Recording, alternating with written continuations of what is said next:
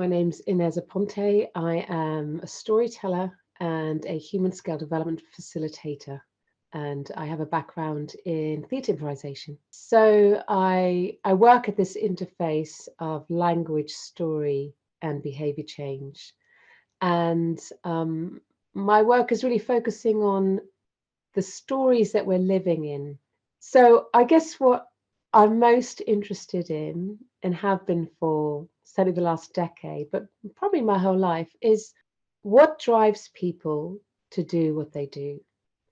And so my work really started off as a storyteller of traditional stories, the kind of tales and legends and myths that have been passed down from generation to generation, which really contain these, nuggets of wisdom that we all need.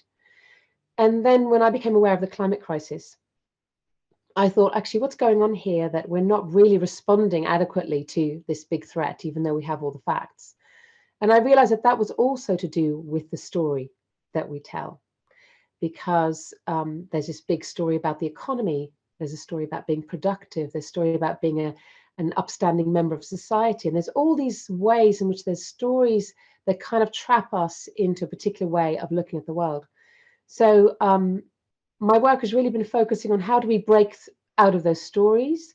And I think that work happens on the level of the actual narrative, but it also happens on the level of really what's happening in the body and the brain. So my background's in theatre improvisation.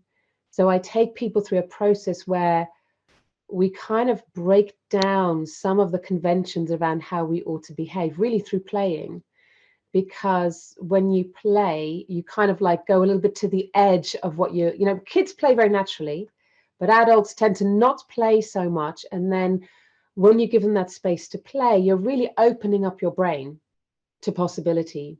So that phrase that I use about being on the interplay of language and story and behavior change is really trying to encompass all of those three things. The kind of the actual narrative, the content of the narrative, but actually also our physical and mental responses and possibilities of actually opening those up, breaking into those a bit and opening up the narrative and opening up our brains. And I call it sort of awakening our radical collective imagination. And that's also, the collective is really important there, because it's less about us as individuals, but really about the collective story that we're all living under.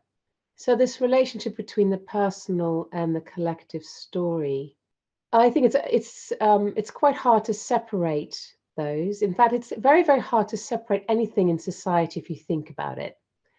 The separations are very artificial. But I use a model that comes from Ken Wilber, his 4-quadrant model. I don't know if you're familiar with that, but he uses these 4 quadrants. So he talks about the inner and the outer, and then the individual and the collective. And the 4 quadrants are the inner individual, the outer individual, the inner collective, and the outer collective. And I think most of us are very familiar with the idea that we have an inner life and that we have outer behavior and that we have an outer world that behaves a certain way. But I think very few of us think about the inner collective and the space where all our kind of cultural norms and our values exist, and the kind of collective cultural beliefs that really drive in an invisible way the collective choices that we make. So I spend a lot of time there because I think there's some really powerful narratives hiding there around values. So I have a lot of conversations with people around what it means to be productive in society. So the other framework I ended up working with in my attempt to do something about climate change and about the various threats that are coming our way was to work with a framework called human scale development, which focuses the economy around 9 fundamental needs. And when you start looking at the economy through 9 fundamental needs, the idea of what's productive or who is doing the work really, really changes, because many of those needs are social needs, like the need for affection and identity and participation. And they tend to be met quite often in intimate conditions. And the intimate space, let's say, of domestic work is generally ignored as a factor in the economy. So when I work with people and I work with communities with that, there's some real light bulb moments when we start to think, actually, if we want our needs to be met, we need to really appreciate the work that happens in the home. So it's about trying to kind of shift the lens, because right now, because of GDP, we can only see the things that are being paid for. But in actual fact, underpinning all the things that are paid for is this vast labor, the work generally of women, not only, but generally of women, that is just ignored. And in order for us, I think, to become active in the world and to have agency, we need to see, see our own value. And a lot of the communities I work with, they find it really useful to think, oh, actually, okay, so maybe I don't have a job, but I am productive in a human scale economy because of the care that I do, or maybe the informal learning that I provide, or the way that I allow someone to express themselves. There's all these ways in which the interactions between human beings show up in the human scale development framework when they don't show up in our current economic framework. The system we currently live in tends to, okay, let's think of it this way. I'm the mother of a child, of a son. He's 17 now. And I remember when he was little, how he was kind of shaped by his environment with me. So I was kind of like the values that I had, they kind of copy you and everything. And I remember the moment when he had to go to school. And then there was a school environment, and he came home and he said, because he used to love pink things. I'm not wearing pink anymore. Pink is for girls. I was like, pink is a color. Everyone can like pink. But this was such a strong thing, and he'd kind of learned these norms. And I don't think anyone had even said it, because a lot of these things are just invisible. They just envelop us. And then suddenly we're thinking something, and we think it's our own original thought. Through my son, I have watched him being shaped by society. And it's not that I don't have any influence on him, but that becomes less and less. He develops his own critical thinking. But he's also very much shaped by really a society that's very, very materialistic, and that values him as a productive cog in the machine of the economy. So when we ask young people, what do you want to be? We're not asking them, how would you like to contribute to your community? Or what problem would you like to solve in the world? Or how do you see your future happiness? No, we're asking, what are you going to make money doing? And that question we ask, millions, billions of people have been asked that question. How can that not shape someone's sense of themselves? And we do that totally innocently. And just little things like that are kind of, it's just in the water that we're swimming in. But they kind of determine what, as we grow up, how we value ourselves. And I can't tell you the amount of people, and maybe you might relate to this, I relate to it, when they said, oh, I want to be a dancer, or I want to be an artist, would say, oh, that's just a hobby. But where would we be in the world if we didn't have dancers and actors and storytellers and musicians to really create the stuff of, of life and meaning and our dreams? But yet we tend to think of that as just a sort of like a side gig. Only special people get to do that. When in actual fact, in the human scale development framework, the need for creation is a fundamental need. When that's not fulfilled, you get very miserable people. And it doesn't mean we all have to be artists, but we have to have some way of expressing who we are. And I was in debt, again, coming back to my son, because we talk about this a lot. I was talking about, this creativity that he also has. And he said, yeah, it's really painful when I see people who have creativity and they can't express it. And that is painful. And we also live in a culture that kind of does that to most of us.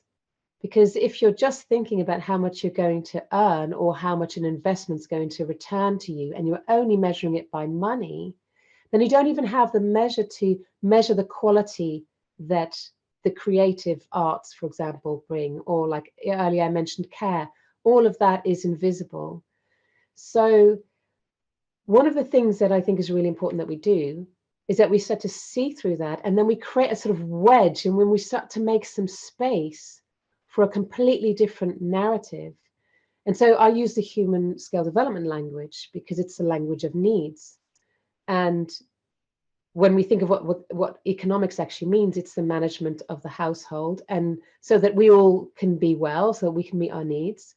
And it doesn't necessarily mean that money is at the center of it. We've made that the center of it. But in actual fact, there's a different word for that. In ancient Greek, they used the word krematistika, which comes from the word krema, which means the art of making money. And we've kind of swapped them around. We call it economics when actually we're doing crematistics. And because of that, we're very confused because we need this economy, and we do, but not the economy that we're presented with. We need a way to think about how are we going to use the finite and infinite resources, because there are also resources like love that are not going to run out. How do we manage our world? How do we create structures and systems that allow these needs to be met without harming others, ourselves, and the earth? That's really that's the only brief we have. And it's actually very simple. And if you bring it down to that simple formula, you can start to see, actually, there's a lot of things we're doing that are harming others. And, often they're not even doing us any good. So this separation between us and the earth, it's like, I always say, what's good for the earth is good for you. There isn't a sort of like, oh, it's humans against the environment. That can never be a choice. That's a complete illusion. It's always hard to think about what we could do more of. But I'd say that what I'm observing right now is that because the economy we have is always trying to cut down the costs of things, it means that it's always pushing down wages of people. It's always trying to make people kind of obsolete from the whole economic process, which is just bizarre. I mean, I'm not sure where we end up with an economy without any people involved. And what I think that's doing is it's kind of making us more and more alienated and separate from each other, and separate from the actual act of being alive. So I think in terms of what can be a really useful practice to do if you have the opportunity, because many people don't have the opportunity, that's another element of the economy we can talk about, is to find ways to connect as much as possible in the real world with real people and real things. I appreciate the joys of the internet. We are now talking on the internet. It's wonderful.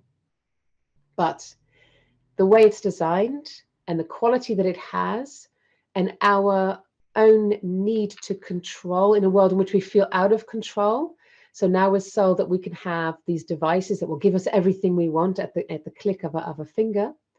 It's incredibly seductive to get lost in that world, when actually the world that we need to be addressing and giving our attention to is the physical, material, outer, real world of people and things and the earth and the stuff. And we need to really give that our attention, because I think the answers are in that. When you are able to see what's happening in the world, either you maybe visit a certain place all the time and you see how things are changing, maybe, the wildlife isn't flourishing as much, or places that, like, for example, you once used to go for a walk in are now being developed.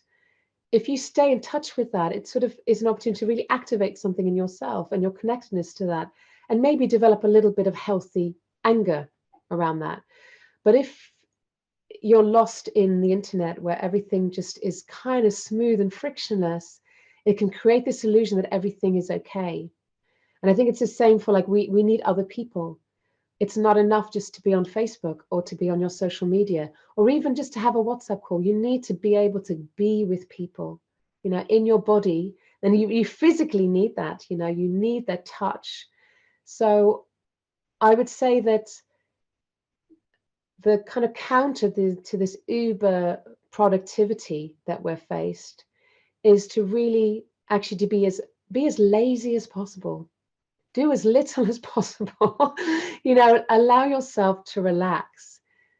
Step out of the machine wherever you can, and take time to do nothing, to gaze into someone's eyes, to go for a walk, to see the world. because we need to start activating our contacts with the physical world again and with each other again. And that's going to be messy, because real people and real things are much messier than what we get online, where we just sort of swipe right, swipe left, delete. All of that can't be done in the world. And we need to really practice that muscle, I think. In the past, the stories we would have been told by people that kind of knew us. We were in smaller groups of people, not always super small, but we were in relatively small groups of people sharing with a shared culture. That's kind of now been replaced by global media, by a narrative that's generally quite global, and also a narrative, like I mentioned before, that tends to see humans in terms of what we can do and what we can produce. We elevate those people who make loads of money. I mean, I don't know how many more times I have to hear about billionaires, but they make loads of money and somehow they become our gods. So those narratives they sort of set up the direction of our lives, because they set up the norms by which we start to judge ourselves. And like I mentioned before, if you see yourself only in terms of how much money you make, and you don't make a lot of money, then that's going to lower your sense of self-esteem. And a low self-esteem doesn't tend to give you agency, doesn't tend to make you feel like, oh, I can do this. I'm the kind of person who can handle this. So a lot of people are suffering from that. A lot of people are struggling with the social comparisons that the internet is constantly foisting upon us. And that's why, when you're with real people, and ideally with real people who love you, you're getting reflected back your value in those relationships in a way that no matter how many selfies you take and how many filters you use or how beautiful you really are, those likes, deep down, they're not very deep and they're not really about you. So you end up kind of like trying to push yourself into this mold of something that doesn't really match your true identity. So there's a kind of emptiness there. And I think a lot of mental health problems are kind of originating in that space. So there are different stories that need to be told. And there are stories of values that really do align with our more intrinsic core values. And when I work with people, like I said, most people very much want the same things. They want to be part of some kind of loving community. It doesn't have to be a one-on-one relationship, but some friendship group. They want to have some purpose in their lives. They want to experience beauty. They want to have time to relax. All of those things are very similar for people in the world. So how do we start telling stories where those things are really highlighted? And I do see that popping up. I see much more narratives popping up now that are really lifting up some of the sort of simpler, humbler stories of people in connection with each other and in connection with the earth. So that is really where we can also help each other, is to point, I call it to be signposts for things, to be human signposts. And I call it being a signpost for the beautiful. So we can be those signposts for each other and remind each other of different stories, of different ways of being in the world.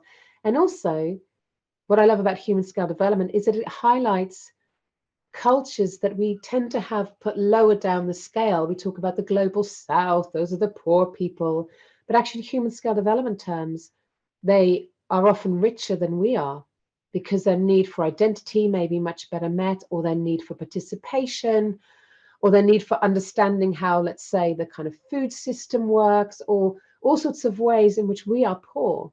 I was talking to a friend the other day, and he was just like, he said, yeah, I've got a degree in sort of biological sciences, but I can't grow my own food. And that kind of disconnect. So there's ways in which we can start to think about, who is doing really well. And in some ways we're doing well, but in some ways we're not doing so well. And we need to find a different language with which to describe that. So the language of needs I find really useful, because I have sat with people who are very wealthy and have said to me, actually, I feel really, really isolated, which means that their need for, affection and participation is very poorly met. And that would be called a poverty in human scale development. So there are frameworks with which we can start to hone the stories. And then, of course, if the story changes, that means that something on the inside is also going to change. And when something on the inside changes, we start to make different choices, and then we start to affect the world around us. So there's a kind of dynamic between the story and the action, and that's constantly. And this is also why, you know, the media in the hands of a few people is such a powerful tool, because, you know, and this is why we have such an issue now with democracy, is because we've just handed the internet over to Silicon Valley and very powerful people who are now really writing the story for us. So I think it's really imperative that we take that story back for ourselves. This notion of the collective imagination is, I guess, two parts to that. It's the collective part, and then there's the imagination part. Because of my background in improvisation, whenever I teach, even if I'm teaching economics, I'm like, okay, let's do something that's going to be fun and playful. And I think there's, again, the way that we've structured most of our daily lives as adults tends to be void of play. Because play tends to go against efficiency. We've got to be efficient, right? So we're going to make this everything straight. We're not going to make it curved. But actually, that's where our imagination dies, and this routine and everything linear.